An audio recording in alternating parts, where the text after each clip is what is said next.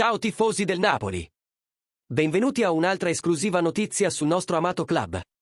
Come sempre, la nostra squadra si impegna a migliorarsi per portare grandi risultati.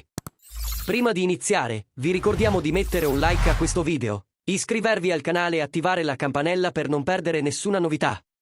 Ora entriamo nel vivo delle ultime notizie. Il Napoli ha concluso un altro importante colpo di mercato. Leonardo Spinazzola è ufficialmente un nuovo giocatore del Napoli. Gianluca Di Marzio ha annunciato su Sky Sport durante il calciomercato, l'originale, che l'accordo è stato raggiunto pochi minuti fa.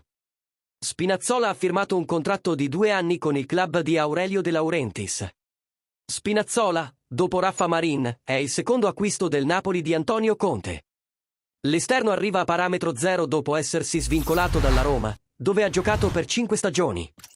Questo trasferimento segna un importante ritorno, dato che Spinazzola si unisce al Napoli con l'intento di rinforzare ulteriormente la squadra. Conte, che ha già allenato Spinazzola in nazionale e ha cercato di portarlo all'Inter in passato, finalmente avrà l'opportunità di lavorare con lui. Questo nuovo innesto rappresenta un ulteriore passo avanti per il Napoli, che continua a costruire una squadra competitiva per la prossima stagione. Spinazzola porterà la sua esperienza e versatilità alla squadra, potendo giocare come laterale su entrambe le fasce. Questo aggiungerà profondità e qualità al reparto difensivo del Napoli, contribuendo a rendere la squadra ancora più solida. Tifosi, cosa ne pensate di questo acquisto?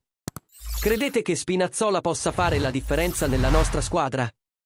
Lasciate i vostri commenti qui sotto e fateci sapere la vostra opinione.